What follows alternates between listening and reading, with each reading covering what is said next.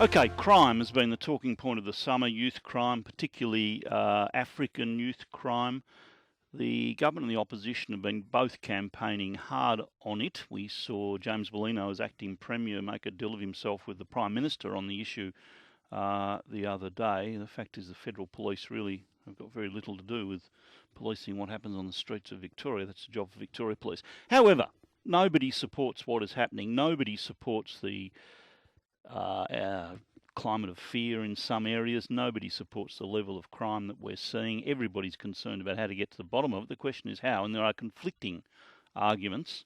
In fact, I've found it a bit disappointing. There's been a lot of political point scoring going on rather than people saying, well, actually, we're all on the same side here. We want to sort it out. In the studio with me is the Attorney-General, Martin Pakula. Good morning. Good morning, Neil. And the Shadow Attorney-General from the Coalition, John Pesutto. Good morning. G'day, Neil. Any chance of getting you two to agree on something, Martin Pakula, would you agree that we do need actually to have a sense of bipartisanship? We've got a problem.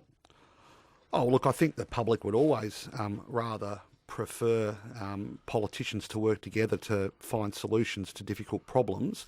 And these are complex problems. They're not simple. But, you know, the fact remains we are in an election year, and that does tend to heighten some of the commentary between the parties, which is an unfortunate reality, I think, of the political world we live in. Well, John Pesutto, would you agree with anything that the Attorney-General's or the government's doing? Neil, we do agree on many things, but equally there are many things we disagree on. At the moment, we are seeing crime statistics which are played out on our TV screens almost daily of violent crimes. There are going to be things we disagree on, and there are some obvious things that need to be done, although none of these issues is simple. Some obvious things that you need to do is you do need tougher sentencing. There are too many violent criminals out on the streets who should be serving longer sentences. That's the first thing. Do you reckon that's a deterrent? Yes. The kid that's about to kick somebody in the head, fired up with ice, booze or testosterone, stops and thinks, oh, I might get 2 years instead of 1, so I won't do it? This is the I problem. mean, it might be a punishment, but is it a deterrent, really? Neil, yes, it is a deterrent. You agree? And if you Oh, well, I think tougher sentences are part of the solution, and they are one of the things that we are doing. But the problem is it can't be the only answer to every question. And I think part of the problem with the Coalition is it is the only thing they have. It is the only thing they ever talk about. Sentencing is one part of a very complex range of responses, including policing, bail, parole laws, drug and alcohol response. All of these things are important. Is it correct that the government is about to introduce a form of mandatory jail? Well, we've already got statutory minimum sentences. So are you going to change that? Are you going to toughen that up in the next few days? Well, no, there's no plans to do anything in the next few days, Neil. I don't know where that's come from, but there are months? There are statutory It's come minimum. from the Premier. There are statutory minimum sentences in place for a range of offences now, and we have made it effectively mandatory that jail be served for a range of offences that used to be able to achieve community corrections orders. We took that away. So are you going to toughen that up further? Well, we'll have much more to say between now and the election. For heaven's sake, let's not make it political. We've got a crime crisis out there. We'll time it for our politics. No, Neil, the crime rate is actually coming down. The last 2 quarterly snapshots from the that's actually not right, but why is it not right? it's not right because over the last 2 years, crime has gone through the roof. If you look at assaults, it's gone up nearly 18%. You look at robberies, it's over 32%. Car thefts over 20%. We're setting all the wrong records in Australia for all the wrong reasons. Well, the last 2 quarterly stats from the Sentencing Statistics Agency showed the biggest drop in crime in a decade. The biggest drop in crime in a decade. In a whole range of areas. Low-level offending. No, not low-level offending at all, John. In a whole range of areas, including burglaries and break-ins and assaults. We have seen, for the first time, the government's policing response, I think our assaults sentencing actually response. went up a little. Well, I don't And think sexual offending. We've seen in whether it's family violence, break-ins, home invasions, we're seeing those numbers come down, and that is a consequence of a whole of government, whole of system approach, including policing, sentencing, bail and parole laws. Can I ask you specifically about a case that's obviously it's up to the courts to sort this out, but a PSO was attacked out at Karen the other day. Yep. Potentially, he faces a mandatory jail sentence of 6 months. A statutory minimum of 6 months. Yeah. Will the government be seeking that? Well, I think the Victoria Police, who are the prosecuting authority in this, have already said they'll be seeking Would it. you support that? Well, it's not really a matter for me to be supporting police. I mean, I support the application of the Sorry, law. it's not a matter of you to be supporting police. In a particular offence, a particular matter before the courts, the police and the prosecutors have independence. But I support the courts applying the laws that we've given them to apply, and it includes a stat min. John Pesutto? Yes. We support the minimum being sought. It's frustrating Victorians everywhere. I can tell you, Neil, I've spent the last 3 years with my colleagues travelling around our state. Between my colleagues and I, we've spoken to tens of thousands of Victorians, and I can tell you, they are angry and they want change. So when a case like this comes before the courts, hell yeah, we want the minimum sought. That's why this law was brought in.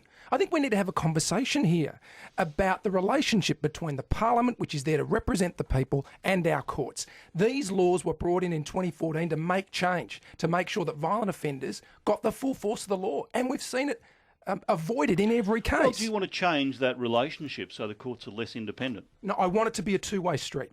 At the moment, it's a one-way street. No one can criticise judicial decisions, and whenever I have criticised them, and I've done so respectfully.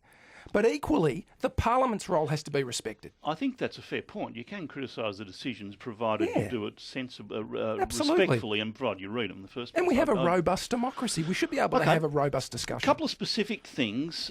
James Molino in his moment with the Prime Minister, Martin Pakula, and referring to Matthew Guy and the mobster. Let's get this clear. Is the government suggesting Matthew Guy is corrupt? Oh, well, I don't think I've ever used the term No, I'm corrupt. not asking you. But James, are you suggesting, is anybody in the government suggesting Matthew Guy's corrupt? Well, Matthew Guy can answer for his own No, conduct. no, but Matthew, I'm asking what your point position well, is. Neil, I don't think the Leader of the Opposition should be sitting down having dinner for fundraising purposes with people of that ilk. I don't think he should. Now, what he was up to that day is a matter for him. He can explain it. I'm not going to explain it for him. Are you but he shouldn't be. the But he ultimate- shouldn't be sitting down with those sorts of people. Matthew Guy, whether you look at his conduct with regards to Fisherman's Bend or Ventnor, planning decisions for mates, sitting down with people like Mr. Madaffrey, they are all matters of appalling judgment by Matthew Guy, Okay, but and he's in no position to criticise the government on law and order, given his record.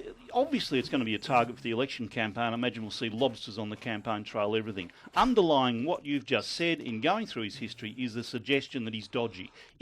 Are you suggesting at any level that the opposition leader is corrupt? I think the opposition leader has shown appalling judgment in his dealings with these people, in his dealings with planning, and whether or not that reaches that standard, you can decide, and he can. Well, what are you claiming? Well, I'm not claiming anything, Neil. I'm saying look at the man's doing it by record. inference. Look at the man's record with regards to planning decisions. Look at his record with who he associates with. He is in no position, given the judgment that he's demonstrated, That's dog to lecture the government about law and order. He has given succour to the very people that are behind some of these crime waves. Right, That's a new low. That's a new low. Neil, I don't know how many listeners you've got. I know you've got a great deal of listeners. Do you think they want to hear about any of this? We're here to discuss their safety. That's what matters. Now, we've put forward some solutions which we believe are absolutely essential, whether it's mandatory sentencing, concurrent What do you sentencing, even mean by cracking down mandatory sentencing, on John? sentencing generally, fixing up bail, fixing up parole, giving police greater powers to manage situations. That's what the people want. Well, and to go, sorry, Neil, just to go back to your point, yeah, people are a bit jack of the interaction, but this year's a really special year because we're facing an election, and all of your many listeners will have a choice on what kind of justice system they want. Now, Martin and I agree on some things, but we disagree on some really important Yeah, things. fair enough. Okay, and look, I made the point to him, you're dog whistling, inferring Matthew Guy's corrupt, and he says he won't go that far or won't address that. Are you suggesting, as seems to have come through in some of your comments, that Labor's actually siding with the criminals? I think what's happened is that But over they're the not last the friends of criminals, are they? No, but it's an ideological obsession in some parts of the government that sees them wanting to water down legislation. I could run through a rubbish. whole range. Well, it's not. If you look at what happened with bail, if you look at what's Let's happened in talk the about youth what justice, happened with bail. We'll talk about that. You look at what's happened in the youth Well, all right, justice you space. tell us what happened with bail first. Okay, why would you decriminalise an offence of breaching a bail condition without reasonable cause? In other words, well, let him explain why Martin he did that.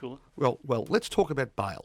In almost every respect, the bail provisions are stronger than they were when we came to office. We've just passed through the Parliament. But you did make a mistake, didn't you? No, let's just You go. didn't. No, let's go to that. Let's go to that very point. John's been spending the last couple of years running around saying there is no consequence if a young person breaches bail. Well, just last week, Neil, you had a young person who'd been bailed. He breached his bail by having a mobile phone with him, which was against bail conditions. And what happened? He got remanded. And why did he breach the condition, Martin? That's the whole point. He got remanded because your claim that there's no consequence for a young person breaching bail is simply wrong. Sorry, mate, the can I fact just is, jump in in there? every other respect, Yep, whether it's about those matters Martin. that are in the reverse onus category, those matters where bail can't be provided, whether it's terrorism-related offences, those that have sconned, the bail provisions that are in place today are stronger than the ones you left us. Martin, you misunderstand the community's concern here. The issue was not what happened after he'd breached his bail condition. The issue was, why wasn't there a deterrent there in the first place? Well, the deterrent why did he is use there. his mobile phone? You took away a key deterrent. That's my problem. The deterrent, John, is that you get remanded. I'll let you finish. Our argument at the time, Neil, and for the benefit of our listeners, was if you remove this deterrent, you're actually not going to drive down children remand numbers, you're actually going to drive them up. And that's what's happened. Bail breaching has increased significantly in the last couple of years. We'll take a break. I want a definition of mandatory sentencing. You talk about mandatory sentencing. What actually is it? Because the judges won't like it if you say this person convicted of this crime must do this period of time. If you do that, if that's fair income mandatory sentencing, that's not what you're doing, is it? Mandatory minimums are just that. They are a minimum, which the courts already impose. And I understand and respect the position of the judiciary, but tough. That's what the community wants and deserves. It wants a strong response to violent offending. Now, but these measures are targeted an example. I'm found guilty of an aggravated burglary, terrifying people and robbing them. Yeah. What's the mandatory minimum? Well, under our proposals, the repeat violent offender, depends on what circumstance you're talking about, sure. but someone like that is going to get something like 10 years. Okay, and the so judge has should. got no option. He must give me 10 years? Well, we announced at the time there will be some special reasons. It'll be a bit tighter than they are at the moment. Right, so but they're you've not got to have mandatory. something. So they're not mandatory. They're statutory minimums, which is what we have They now. will be narrow, but you can't not allow some get out for I agree very with that, extreme but so cases. don't call it mandatory when it's not, It is mandatory John. minimum. It's It is a mandatory minimum. Do we not have that at the moment? Exactly. It's not we being do. applied at the moment. No. And it will need to be toughened up. Why is it not being applied, Attorney General? Well, it's being applied in certain It's not, circumstances. Martin. The prosecution It's determine not. the DPP determines what offence they go for, but the statutory minimums are in place at the moment, and they are dealt with on a case-by-case basis. So John's just belled his own cat. No, he calls that it is just mandatory. ridiculous. He calls it mandatory, and he's now conceding it's not. I'm not It's going to conceding have the anything. It is special reasons mandatory. provision exactly as it does today. Which we said would be narrower than the special reasons at the moment. And don't say it's judged on a case-by-case basis, Martin, when the fact is, for one-punch attacks, since they were brought in, no minimum sentences. I've got a problem on two fronts with this, Neil. They were your laws, John. They were your laws. We will toughen the law in relation to the minimum sentence. As I said, we will narrow down the special circumstances. And secondly, we are going to deal with the disposition of prosecutors to lowball their charges and to plea bargain these things away. I'm getting sick of it, and so are Victorians. A break? A break. More in a moment.